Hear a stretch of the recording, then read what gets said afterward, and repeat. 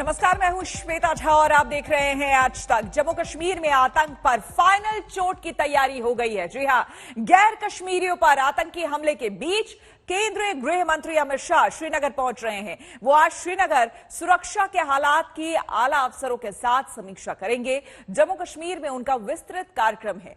सबसे ज्यादा फोकस सुरक्षा व्यवस्था पर रहने वाली है। आपको बता दें कि पंचायत सदस्यों को भी वो संबोधित करेंगे और साथ ही साथ राजनीतिक रैली के संबोधन का भी उनका कार्यक्रम है। तो थोड़ी ही देर में श्रीनगर पहुंचने वाले हैं गृह मंत्री अमित शाह। 370 हटने के बाद पहली बार गृह मंत्री का ये जम्मू कश्मीर का दौरा है। घाटी के सुरक्षा के हालात की समीक्षा करेंगे अमित शाह और साथ ही साथ जैसा कि हमने आपको बताया कि पंचायत के सदस्यों को भी वो संबोधित करेंगे। इसके अलावा राजनीतिक रैली के संबोधन का भी कार्यक्रम है। तो आज चप्पे चप्पे पर इसी के मद्देनजर सुरक्षा व्यवस्था की गई है। सीसीटीवी से निगरानी की जा रही है, ड्रोन से नजर रखी जा रही है। साथ ही साथ डल झील पर भी देखिए किस तरह से गश्त किया जा रहा है, गश्त लगाया जा रहा है। पीछे आप देख सकते हैं ये है SKICC, जहां पे गृह मंत्री अमित शाह का फंक्शन होगा। बंकर भी देख सकते हैं, साथ में आप देख सकते हैं ये है पेट्रोलिंग बोट CRPF की लगातार यहां पे गश्त लगाती हुई पानी पर। आप अंदर जितनी सिक्योरिटी देख रहे हैं उससे ज्यादा सिक्योरिटी आप बाहर देखेंगे, क्योंकि ये डल का इलाका है। 15 किलोमीटर की तो रोड है, लेकिन 20 किलोमीटर का जो ये पूरा इलाका है जहां पर ये एरिया पड़ता है, तो अपने आप में VIP विजिट के लिए इसको सिक्योर किया गया है। आपको यहां पे हम अगर दिखा दें तो तिरंगा झंडा तो आपको नजर आएगा, साथ में आपको यहां पे गश्त लगाती हुई स्पीड बोट्स नजर आएंगी और उसके साथ में आप देख सकते हैं एक बड़ा हाउस बोट है और अक्सर जो VVIPs हैं उस हाउस बोट पे रहते हैं। और आपको दिखा दें वहां पे भी अगर आप देखेंगे एक स्ट्रेटेजिक पोजीशन पे CRPF की वहां पे डिप्लॉयमेंट है। और आपको दिखा दें किस तरह से यहां पर, और CRPF ही नहीं, जम्मू कश्मीर पुलिस उनकी जो शिकाराज हैं और उस पे जो डिप्लॉयमेंट है, शार्प शूटर्स हैं, वो वहां पर हैं। आप देख सकते हैं अंदर जिस तरह से लगातार काम चल रहा है, लास्ट मिनट जिसे कहते हैं वर्क चल रहा है। झंडे लगाए जा रहे हैं, तिरंगे झंडे दिख रहे हैं आपको। और यहीं पर सबसे अहम बात है कि पूरी तैयारी चल रही है।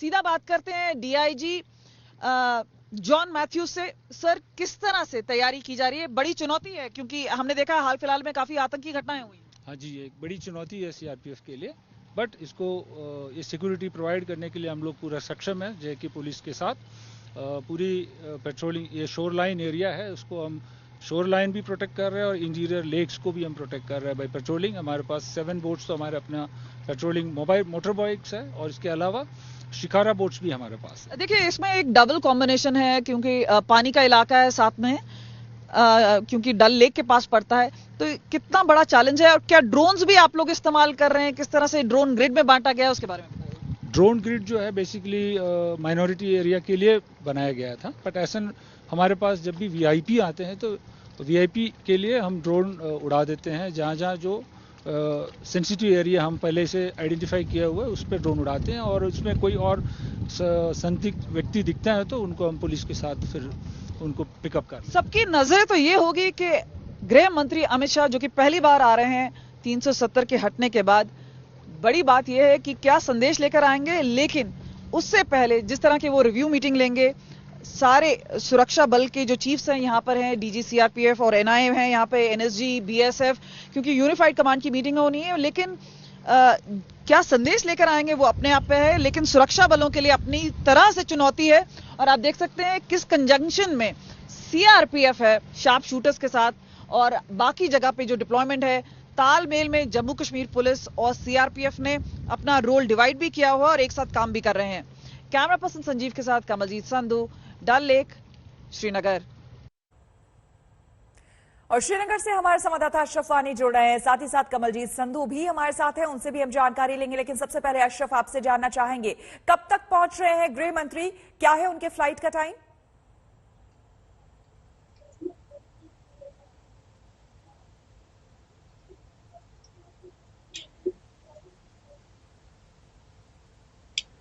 अशरफ, क्या आपको मेरी आवाज आ रही है?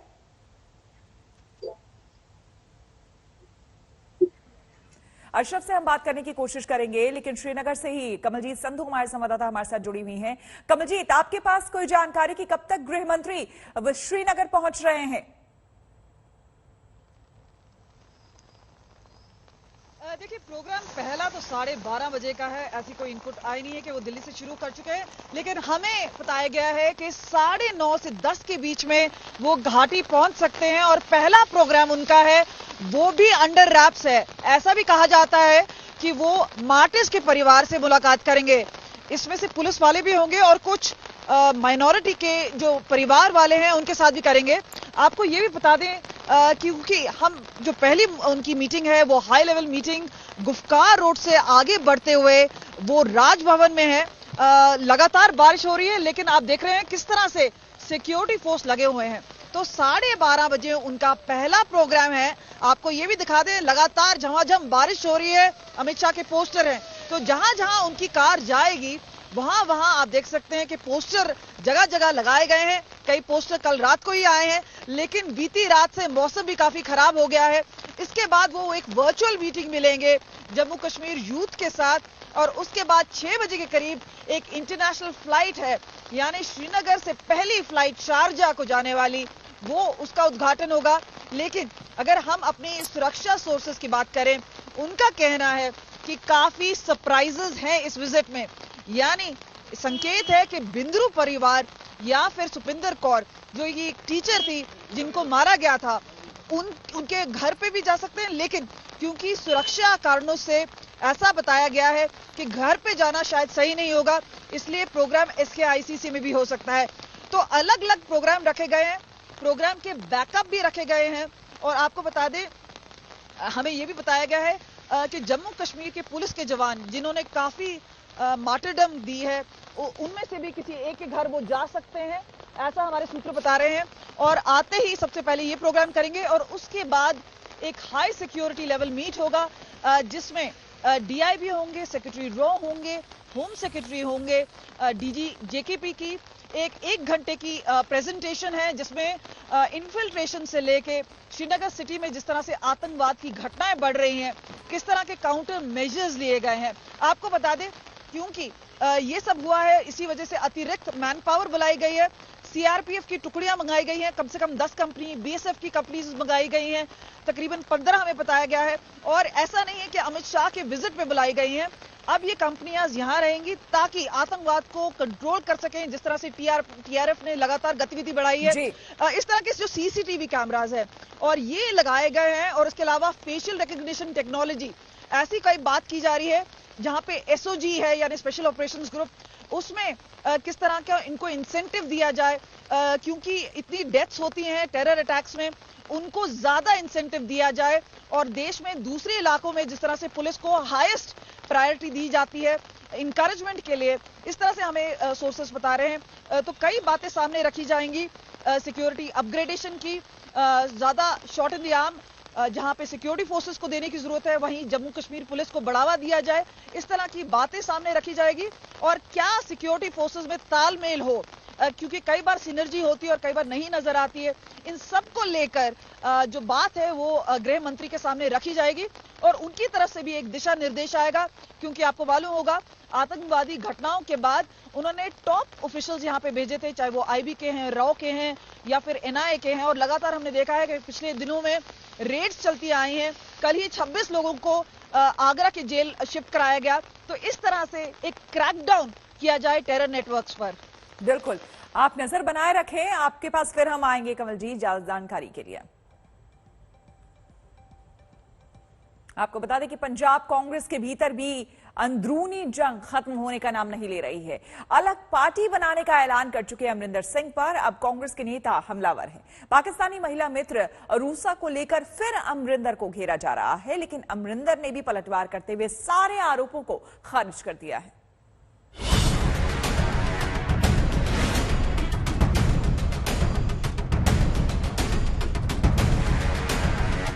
सियासत में कब कौन किससे अदावत पाल ले, ये कहना मुमकिन नहीं। पंजाब की CM की कुर्सी से विदा हुए अमरिंदर सिंह को कई दिन हो गए, लेकिन अब कभी उनके सिरफैसलार रहे पंजाब के नेता ही उनके खिलाफ मोर्चा खोल बैठे।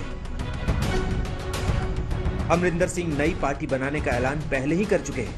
उनके इस ऐलान के बाद से कांग्रेस में उनके विरोधियों ने बिना किसी लाग लपेट के उन पर सीधे हमले शुरू कर दिए। इनमें सबसे आगे हैं पंजाब के डिप्टी सीएम सुखजिंदर सिंह रंधावा। रंधावा ने अब अमरिंदर सिंह को उनकी पाकिस्तानी महिला मित्र अरूसा आलम को लेकर घेरा है। बतौर गृह मंत्री रंधावा ने अरूसा के ISI से लिंक की जांच के आदेश दिए। देखो ਜਿਹੜੇ ਮੈਂ ਜਿਹੜਾ ਕਰਾਂਗੇ ਉਹ ਹੁਣ ਇਹਨਾਂ ਨੇ ਕੱਲ ਦੀਆਂ ਜਦੋਂ ਦੀਆਂ ਗੱਲਾਂ ਕੀਤੀਆਂ ਕਿ ISI ਤੋਂ ਖਤਰਾ ਤੇ ਉਹ ਬੀਬੀ ਜੀ ਦਾ ਵੀ ਹੁਣ ਦੇਖਾਂਗੇ ਕਿ ਉਹਨਾਂ ਦਾ ਕੀ ਰਿਲੇਸ਼ਨ ਸੀ ਕਿ ਕੈਪਟਨ ਸਾਹਿਬ 4.5 ਸਾਲ ਜਿਹੜੀਆਂ ਗੱਲਾਂ ਦਿੰਦੇ ਰਹੇ ਨੇ ਕਿ ਜੀ ਡਰੋਨ ਆ ਰਹੇ ਨੇ ਕੋਈ ਹੋਰ ਚੀਜ਼ਾਂ ਆ ਰਹੀਆਂ ਨੇ ਇਹ ਵੀ DGP ਸਾਹਿਬ ਨੂੰ ਕਹਾਂਗੇ ਕਿ ਇਹਦੀ ਵੀ ਆਪਾਂ ਕਰੀਏ ਕਿ ਇਹਦੇ ਪਿੱਛੇ ਕੀ ਮੋਟਿਵ ਸੀਗਾ ਕਿ ਕੈਪਟਨ ਸਾਹਿਬ ਨੇ ਪਹਿਲੋਂ ਤੇ ਗਰਾਊਂਡ ਬਣਾ ਦਿੱਤੀ ਬਾਅਦ ਚ BSF ਲਵਾ ਦਿੱਤੀ ਜਾਂਦੇ ਹੀ ਇਹਦਾ ਬੜਾ ਵੱਡਾ ਇੱਕ ਚੀਜ਼ सोचने वाली है। सुखजिंदर रंधावा ने अरूसा आलम को लेकर अमरिंदर को घेरा तो अमरिंदर ने भी जवाब देने में देर नहीं की। अमरिंदर ने अरूसा को लेकर आक्रामक तरीके से सफाई तो दी ही, साथ ही रंधावा पर भी जमकर निशाना साधा। अमरिंदर की तरफ से ट्वीट उनके मीडिया सलाहकार रवीन ठुकराल ने की। एक ट्वीट में कहा गया, आप मेरी कैबिनेट में मंत्री रहे, अरूसा आलम के बारे में आपने कभी कोई शिकायत नहीं की।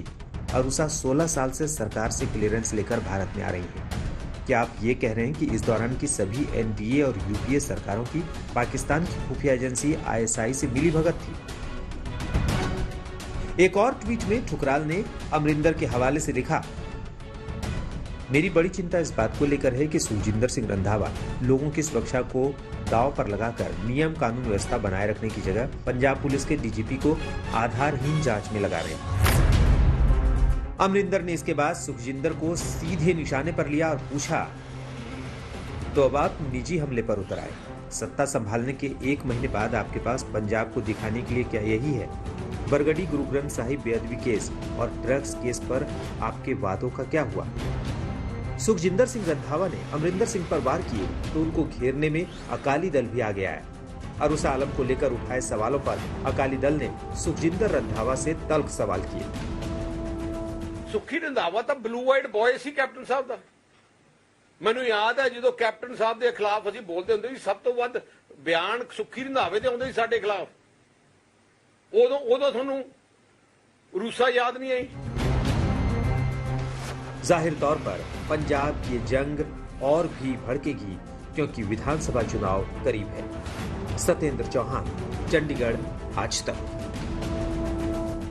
की हत्या को लेकर अशोक गहलोत सरकार घिर गई है। राजधानी जयपुर के एक गांव में पायल लूटने के लिए महिला के दोनों पैर काट दिए गए। वारदात के 3 दिन बीत जाने के बाद भी पुलिस अब तक किसी भी आरोपी को पकड़ नहीं सकी है। गाजरी मुड़ी से ऐसे काटे ने, ऐसे वो कटना चाहिए, हमारा फर्ज ये है।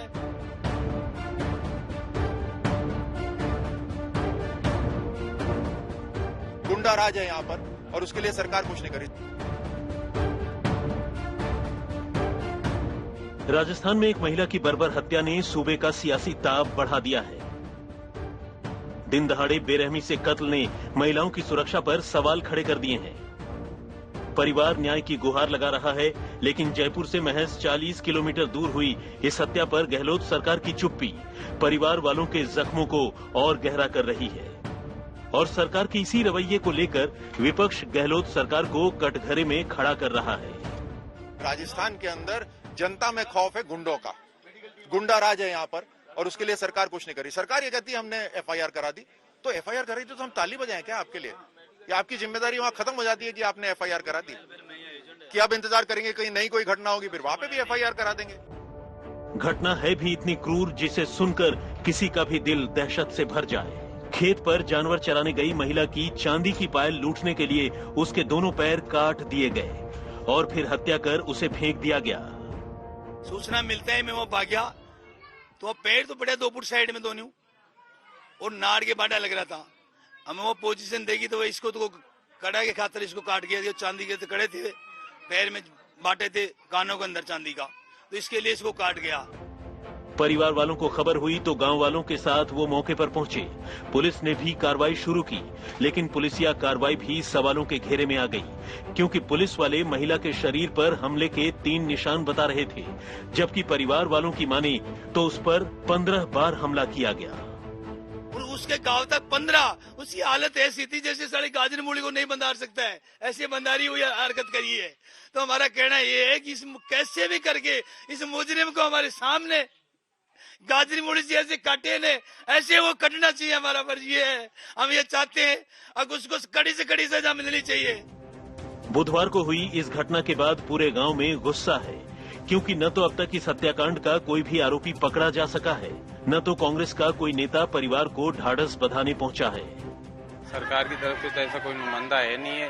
हमारे जो क्षेत्रीय विधायक थे और जो 2 बजे की घटना हुई है, 1:30-2 बजे की, लोगों ने उनको फोन किया खूब, जब वो रात को 10 बजे ज्यादा से ज्यादा 30 सेकंड यहाँ रुके हैं। किसी ने उनके खिलाफ लोग व्यास थे तो नारेबाजी कर दी, तो वो गुस्से से चले गए गाली गलौज करते हुए। महिला की हत्या के बाद पूरे गांव में आक्रोश का माहौल है। परिजन समेत गांव के लोग धरने पर बैठे हुए हैं और पुलिस प्रशासन के खिलाफ नारेबाजी कर रहे हैं। वहीं विपक्ष सवाल उठा रहा है कि दूसरे राज्यों में महिलाओं पर हिंसा का मुद्दा जोर शोर से उठाने वाले कांग्रेसी नेता राजस्थान में हुई दरिंदगी पर चुप क्यों हैं? इस घटना के 24 घंटे गुजर गए हैं, लेकिन यहाँ के जो विधायक हैं वो कांग्रेस के वो नहीं आए। कोई बड़ा कोई जनप्रतिनिधि यहाँ पर, सरकार का नुमाइंदा यहाँ पर नहीं आया, कोई बड़ा अधिकारी यहाँ पर नहीं आया। चाहते हैं कि इस चीज को दबा दिया जाए, और ऐसी अनेकों घटनाएं होती हैं। दिन दहाड़े महिला की हत्या की ये वारदात राजधानी जयपुर के ही एक गांव में हुई। बावजूद इसके गहलोत सरकार पूरी घटना पर चुप्पी साधे है, जिसे लेकर गांव वालों का गुस्सा बढ़ता जा रहा है। जयपुर के जम्वा रामगढ़ में गीता देवी शर्मा का पूरा परिवार इस समय गमगीन है और खतेपुरा गांव में भारी आक्रोश है। जिस बर्बरतापूर्ण तरीके से गीता देवी की हत्या की गई, उसके बाद परिवार और गांव वाले चाहते हैं कि जो कोई भी इस मामले में आरोपी हैं, उनको जल्द से जल्द और कड़ी से कड़ी सजा मिले। कैमरा पर्सन निखिल शर्मा के साथ देवंकुर वधावन, जम्वा रामगढ़, जयपुर, आज तक। उत्तराखंड से लेकर हिमाचल तक कुदरत का कहर बरपा है।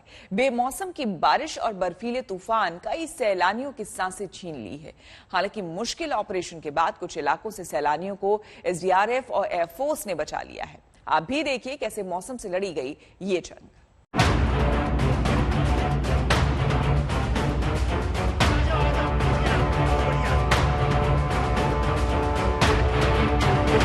पहाड़ों में मौसम की मार के बाद जब जिंदगी जोखिम में पड़ जाए तो जोश और जज्बा ही काम आता है, और इसी हिम्मत की मिसाल बने हैं ये सैलानी। तस्वीरें हिमाचल प्रदेश के किन्नौर और लाहौल स्पीति की हैं।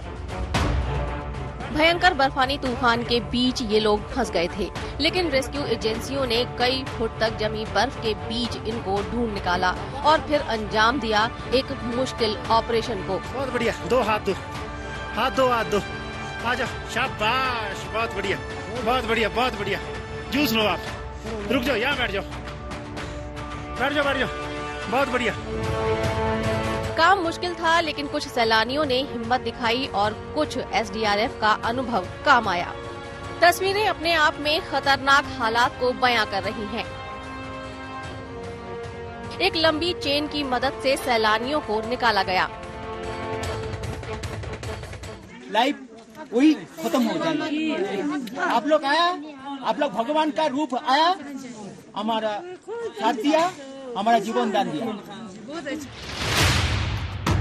लाहौल स्पीति में तो सैलानी बचा लिए गए, लेकिन उत्तरकाशी के हर्षिल में कुछ सैलानी उतने खुशकिस्मत नहीं रहे। यहाँ भी मौसम की जानलेवा मार पड़ी। देखिए किस तरह बर्फ से सटे पहाड़ों में ऊंची चोटियों पर सैलानियों को तलाश किया गया। मदद पहुंचने तक कुछ सैलानी मौत के मुंह में समा चुके थे। ये दल 11 अक्टूबर को हर्षिल से छितकुल गया था। इसमें 8 सैलानी और 3 रसोइये थे। 2 सैलानियों को बीते 48 घंटे में रेस्क्यू किया गया। 5 सैलानियों के शव बरामद हुए हैं। पुल ट्रैक पर जो ट्रैकिंग दल गया था जिसमें 11 लोग मिसिंग बताए गए थे, उसमें कल भी जैसे एक ट्रैकर्स को सेफली निकाला गया था, उसी क्रम में आज एक ट्रैकर्स को फिर सेफली निकाला गया। इसी तरह उत्तराखंड के बागेश्वर में भी जबरदस्त बारिश के बाद पिंडारी ग्लेशियर, सुंदरडूंगा ग्लेशियर और कफनी ग्लेशियर पर एयरफोर्स ने रेस्क्यू ऑपरेशन करके 42 सैलानियों को बचाया है। उत्तराखंड और हिमाचल में बेमौसम बारिश और बर्फबारी ने कहर बरपा दिया है। ऐसे में सलाम रेस्क्यू एजेंसियों के जज्बे को, जिनके जवान जान पर खेलकर राहत ऑपरेशन को अंजाम दे रहे हैं। ब्यूरो रिपोर्ट, आज तक।